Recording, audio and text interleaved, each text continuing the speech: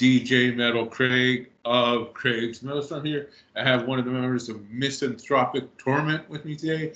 Hey, how's it going? And would you like to introduce yourself, position you do in the band? Hopefully, I got the band name right, buddy. Yeah, you got it right. Misanthropik Torment. Would you mind going back in the history of Misanthropik Torment and how the band all got started? Yo, it's funny. People always ask me that, and Misanthropik Torment. I just got out of prison, and I was hanging out at my girl's house, and I always wanted to do music. You know what I mean? So I was like, I'm gonna put together a band, and I was thinking of a name that just something that could identify me and what I harness. You know what I mean? And by nature, I'm really not a hateful person, but I've come to hate humanity because of what I see going on in the world. So I was like misanthropic, but I'm not completely a hateful person. So I was like, I'm tormented by my own hatred. You know what I mean? So I came up with the band name before I even had any musicians to work with. So that was my thing. And then I started shopping around for people. I had a full band at one time, but now it's more of a solo project. I just hire musicians to do the music that I want. I write lyrics and I do the vocals and I come up with the themes and everything. At the end of the day, Misanthropic Torment it's my project. But I work with musicians from all over the globe. Right on. That's awesome, man. Just so you know, I'm a musician myself. I actually do vocals. I'm trying to get my band going back off a 20-year hiatus almost. Damn. Hell yeah. What's your band's name? Flesh Degradation. I also want to do a black metal project at some point by the name of Alter Desecration. That sounds pretty sick. You got to send me some links to that after we're done with this. I have no music written anymore. My old guitarist, when Born Again Christian, told me I couldn't use her music and took out all the music she wrote on me. Damn it. Damn them Christians. Shit. How did you guys come up with the band name Misanthropic Torment?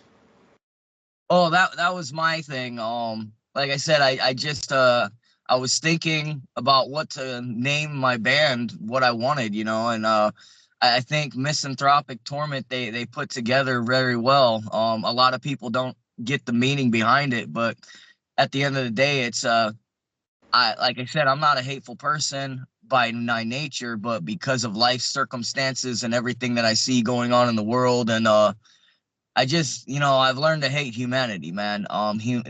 Human nature is very, very dark and twisted, man. And it doesn't need to be that way, but it is. So, I write music about it. The world's a fucked up, dark place, so I make music for an enraged society. Cool. Who designed the Misanthropic Torment band logo? That was also me. I'm an artist myself. I used to tattoo a lot. Like I said, I did a little bit of time in prison, so like I was bored all the time, drawing stuff, writing lyrics, all that good stuff. What are the band's immediate music career goals? Right now, the band's career goals are basically just to reach as many people as possible with our new album. Um, I'm somewhat of an unorthodox musician. I don't have the same goals as everybody else. I would like to put together a full band if I could find anybody who had the balls to fucking play music with me, but everybody's too scared to touch my content. You know what I mean? Shit. That's pretty crazy. But just so you know, I actually jammed the new album. I thought it was actually pretty cool and interesting. Thank you. The thing is I had a full band at one time, but that was for the Kill Your Local Pedophile album a few years back. And the drummer actually left the band because of my imagery on the album cover. It's of a priest getting his dick cut off with a pair of head shears. And he felt that imagery was too psychotic and crazy. So he left the band. And when he left, the guitarist left, and I was left by myself. So I was like, you know what? Fuck this. I'll just work with people who are other instrumentalists. And if they write some music that I like, I'll lay some vocals to it. And You know what I mean? That's what Misanthropic Torment is right now.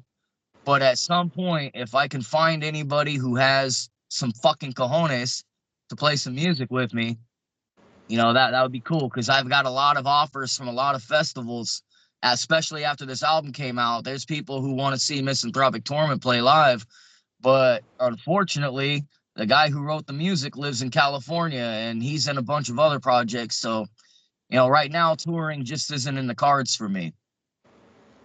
That already answered my next question. Where have you toured one? Oh, we played when I had my full lineup out here. We played the Summer of Madness Festival, which I put that on. I also run an independent label called Self Made Records, so I do a lot of bookings and a lot of promoting and everything. So out here also we played at Cosmic Charlie's in 2020 before Cosmic Charlie shut down due to COVID. We pulled in we pulled in 89 people on a Monday night. I know 89 people ain't a lot of people in the grand scheme of things, but for a Monday night for an underground band, that's a lot of people. I get you there, man. That's pretty badass with that.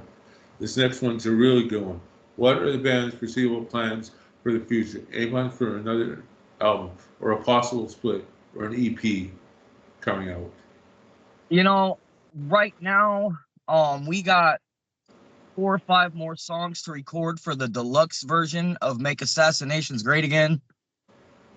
And after that, I kind of want to take a break just for a little while. I got 2 more albums in mind that I want to write. One dealing with my mother's death. I just recently found out after looking for my mom for 22 years that she was assaulted and beaten and killed in California. And yeah, that hits really hard, man. Like I said, I did a lot of time in prison. Some dude touched my ex-girlfriend's kid, so I stabbed him a lot of times. But when my mom went missing, I was in prison for that. So now that I found out what happened, I'm gonna write some stuff about that. I've also got an album to write about prison itself. So I mean, I got a lot of stuff I write, but at the same time, it just depends on whether or not I feel like recording it or not. You know what I mean? I get you there, and I'm sorry for the loss of your mother, buddy. It's all good. Thank you. What made you decide to start Self-Made Records? um, when I got out and I started working in music, I started looking around for ways to promote my stuff, and I was throwing money at all these different companies, and I won't mention any of them because I don't want to get in trouble here. But a lot of these companies just took my money and did a few things that I could have done on my own. So I got tired of paying people to do what I could do myself. So I started digging and grinding, making connections with the right people in the industry. Now my company works with Earache Records digital distribution. So I'm tied to Earache, and I can give other bands help as well as my own band. So basically, the short end of that answer is I got tired of being ripped off and tired of being fucked around and decided that I would do all this myself because I can do it better than anybody else. What are some of the past and present artists you worked with on your label? Right now, our flagship artist is the Distinguished Order of Disobedience. They're out of Sarasota, Florida. I have them going on a tour this year to the Monsters of Rock Festival in Ecuador. Earache's going to be helping out with that as well. They're a very good band. If you haven't heard their album, they dropped it at the end of last year. It's called Dissonance. Check that out. That's a badass album. Aaron Moore from Amortal, he's the guy I work with on this album right here, but he's also in like 5 other projects. I promote him as well. Honey Bunches of Death, December Screams Embers, Chuck W. Chapman, Lockdown. Lockdown is a band from you ever hear the band Bile back in the 90s? No, I'm not sure if I have. I might have, but I don't remember them very good. They made the soundtrack for Dee Snider's movie Strangeland. They're a really good band, but they broke up, and then some of the members formed Lockdown. So we just released their album called Step Over the Bodies. which is a badass album. You can find all that on our website, Selfmade Records LLC, or on our Bandcamp as well. Right on. This next one's a really good one. What made you come up with the album title for Make Assassinations Great Again? You know, as I take a look at the world and I see the album itself is not about one person. I'll tell you that right now. And first, I have to give a disclaimer here because the Secret Service did come to my house about this album. And there's video up on YouTube about that for anybody who doesn't believe me. The Secret Service came to my house and asked me if I was intending on hurting anybody. And obviously, I told them no, that this is art. And it's not just about our president. It's about all world leaders globally who are continuously lying to us, propagating fear to keep us at each other's throats, fighting amongst each other instead of us uniting and taking a look at what's really going on. So the idea of this album was, number one, to piss as many people off as I possibly could. And what better way than to take our president's slogan, Make America Great Again, and turn it into Make Assassinations Great Again, and slap his fucking face on the cover along with every other politician that's doing dirty shit. But it's not a call to action. I'm not telling anybody to kill anybody. What it is, the song that I wrote called Make Assassinations Great Again, the first track, is about two people, the two people who already made an assassination attempt on his life, and it's written from their perspective of what they might have been thinking. And the point of writing that like that was to show the world how far gone and desensitized we have become because of what is going on in our world. People are not caring, or they're apathetic to it. And I want to wake people up. I wanted to slap people in the face with something, and I think I did that. I got a bunch of death threats. The security service showed up to my house. I'm kind of public enemy number one, underground's most hated, but I wear it with a badge of honor. You know what I mean? I get you there, man. This next one is one of my favorite songs that hit me off the album. What are the themes and concepts for the song Click Hate? Click hate is about mass media manipulation, and it delves into how people can say anything about anybody and destroy their career, or how people, mainly the government, takes media and they propagate fear and they propagate hate, and they just keep people always in fear, and they keep people divided that way. Because when people are in fear, they need somebody to follow. Well, you have two different sides telling two different stories, and it's always canceling somebody out. And that's what clickbait's about, because that's how you get your news today. You get your news by clicking online and checking it out and watching it. Well, you watch so much stuff, and all you're doing is clicking that hate button. That's what it's all about. I see what you're saying, man. This next one's a really good one. What social media outlets can the band be reached on? All of them. Facebook, Instagram, YouTube, every streaming platform. You can even email me. I put my phone number in all of my CDs. Fans can reach out and call me if they want to. Even my haters can call me. You know what I mean? Holy shit. That's pretty brave, man. This next one's an even better one. What are the band's musical goals for the future? For the future, whatever, like I said, man, I make music as an outlet for my frustrations and to reach everybody else's frustrations as well. I do want to tour at some point. I've got a lot of offers to play different festivals and play different shows.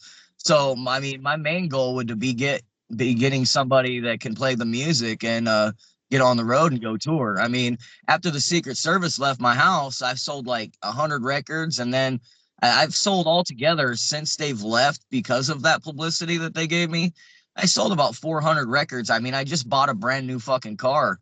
You know what I mean? Like, so my goals aren't necessarily monetarily gain. It's just I wanna reach as many people as I possibly can, and hope that people like what I'm doing. I hear you there, man. You got a fan with me right here on the music. I love what I heard on the album. Thank you. And I also got another buddy who wants to buy a copy of the album. He just doesn't know where to get a hold of you to get the album off the net. I will send you a link to our website because we have we call it the choose your own adversary merchandise. So like say somebody doesn't like Biden and they just want the cover with Biden's face on it, we have that available. If somebody doesn't like Vladimir Putin and they like everybody else, they can buy the album with just his face on it. Or if you hate them all like we do, you can get the album that has all their faces on it.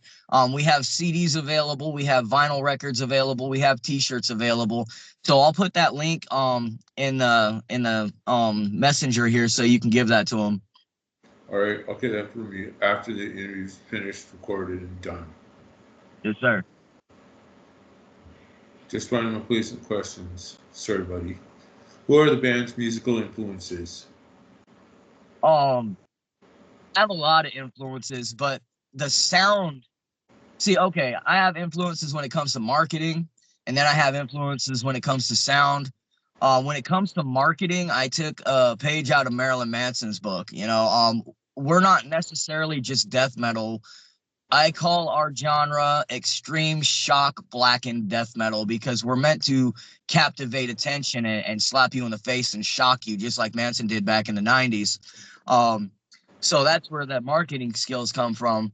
But when it comes to sound wise, I wanted to dig deep. Like I like Deicide, I like Dying Fetus, 6 Feet Under, Cannibal Corpse, and Death, but I didn't want to sound like any of them. I just wanted to be as heavy, if not heavier. So I would say that the main influence vocally for me is Deicide, Glenn Benton, and some really old school mayhem type death screams, black metal type loud shrieks and shit.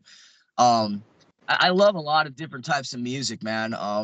Like I don't just like death metal. I like fucking 80s. I like a lot of classic rock, some jazz. I even like some 90s fucking hip hop. So like for me, it's just more like on the influence of speaking the truth, my truth, how I see the world, what I think.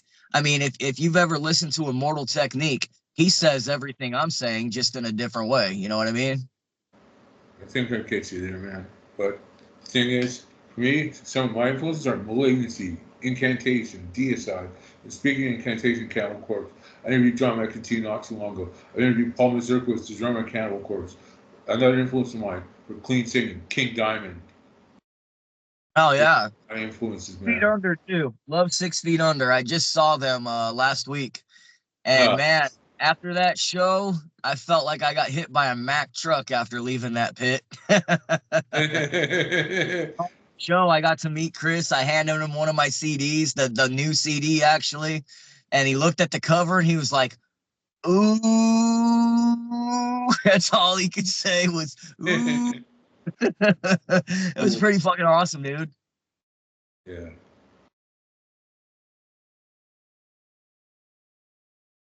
Do you have a YouTube channel? And if so, what media can be found on it? Yes, we do have a YouTube channel. We are on YouTube, Spotify, Deezer, Napster, iHeartRadio, every streaming platform you can find us. All you got to do is Google Misanthropik Torment. Spell Misanthropic with an IK at the end because that's how we spell it. And you'll find us everywhere. Like if you're looking for us, there's no way you can miss us. Trust me. I know how to market. I know how I run my own label, so you can find us everywhere. This next one's a bit of a good one, and it might get you a little bit around. What are your opinions on the idea of artificial intelligence being used for art now? I don't mind AI art. And I'll explain this. AI art is, if it's done right, I guess it can be okay. But when it comes to music, I don't think music should be used with AI. I think that should be created by musicians. A lot of people, there are some people who don't have time to draw a picture, or they don't necessarily have the funds to pay an artist to draw something. So, I mean, if they can come up with something that looks cool for some cover art, I mean, for me, the cover art's always just been cool to look at, but that's what hides, it's what holds the jewel that matters. And the music is what matters to me. You know what I mean? So AI art doesn't really bother me much. Okay, I wasn't sure what your opinion was on it. Me, I don't mind seeing the art like that, but in my opinion, I think it takes away from the monetary value of the actual artists who draw art to make a living. You That's know, one thing. I do see your point there. I do see your point there. And here's the thing. When it comes to, because not everybody in music has a lot of money, brother. You know what I mean? Yeah. And if you do have money, it's constantly being spent on marketing, because marketing is the biggest expense. You're going to spend more on marketing than you're going to get back from any CD sales or shows, bro. So, like, if you're an artist and you need a cover for something and you just can't afford to pay somebody $300 for a fucking cover, and you got AI to do it. I mean, Deicide did it with their last album, and that it looked pretty good to me. But as far as, artists who are struggling to make money, I see the point there too. But we're all artists right now struggling to make money, you know? And why am I gonna pay somebody else to do something that I can have done over here when I can put my money in a spot where it's going to give me better marketing? You know what I mean? At the end of the day, it's the marketing that matters. As long as your music is good, people are gonna love it. If you do some shitty AI artwork, then you're shooting yourself in the foot. Now, if you can afford to pay an artist, pay the artist. Don't be a cheap bastard. You know what I mean? I guess you're there. The Simpsons are a really good one. If you could get a Bang Gear endorsement, who would you want to have as your Bang Gear endorsement for music? Well, we are endorsed by WB Gear. So like we have an endorsement already, but I would like to get endorsed by Liquid Death. You know what I mean? Okay. I didn't know you had a Bang Gear endorsement for your band already. My bad. You're good, man. We got a lot. We got endorsements by my merch guy. We got endorsements by WB Gear. There's another one that I'm forgetting. I'm not at my computer, so I can't remember them all. But we got a lot of endorsements. I'm trying to get one by Liquid Death and Dark Glass, but they're harder to get. Oh yeah, we're endorsed by Dirtbag Clothing as well. Cool, man. Cool. I'm going to skip one question because I already talked about it earlier, the Secret Service one. So we'll ask the next one, which is please give some vocal tips or advice for starting out vocalists. Um, for vocalists who are trying to do the music that I do, number one, if you smoke cigarettes, stop smoking. Because it's just going to make you gag and puke every time you try to go deep. And it's mostly about airflow. You just talk with air, if that makes any sense. You talk with air, act like you're gargling your fucking throat after rinsing your mouth out with mouthwash, and make words out of it. You know what I mean? Learn to talk like a dog. Like this. Hey, like that wasn't a very good example. I hiccuped at the same time. Just so you know, I'm actually a vocalist myself. I do a bit of the old DSI stuff.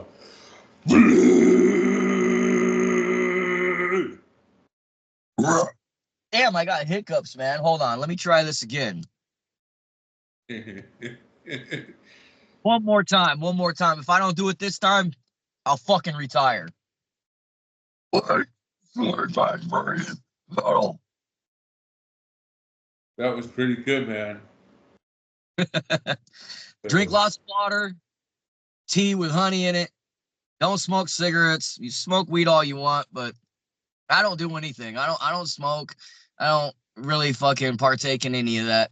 But it fucks with my vocals. You know what I mean? I vape. This isn't good for you either. Okay, me, my little trick helps me get my debts down. Coffee. Hell yeah. Like some people think, oh, coffee will screw up your voice in the long run. I've been drinking coffee since I was 16. I'm 49 now. I've been doing vocals since I was 16. Influences like Joe Patek, Glenn Benton, Danny Nelson from Malignancy. I try and get involved with a bit of Abbott from Immortal, the Mayhem guy. I try and learn him. I'm trying to learn Cradle. I got his little talking now, but I can do his highs too when I'm in my top form. I just got to get back practicing because I've been on 20-year. I do vocals here and there every now and then, but until I can have the actual upper part of the house and where I live, where the guys are out working for the summer, I can't fully get back into vocals, unfortunately. It sucks. Another thing that is important for vocals is a lot of people don't understand this as well, but your body is it's an instrument, you know what I mean? And you have to take care of it. Exercising, doing a lot of exercising and being in somewhat good shape. You don't have to be a gym master and be ripped or anything, but to be able to do vocals and have the stamina to continuously do the vocals through a whole song and not be completely winded after one song, you got to be in shape. You know what I mean? So taking care of your body, taking care of your vocals. Don't do it with your throat. If you talk with your throat, you're going to rip your shit to shreds. You got to dig deep and scream from your bowels. You know what I mean? You got to get deep down in there and that.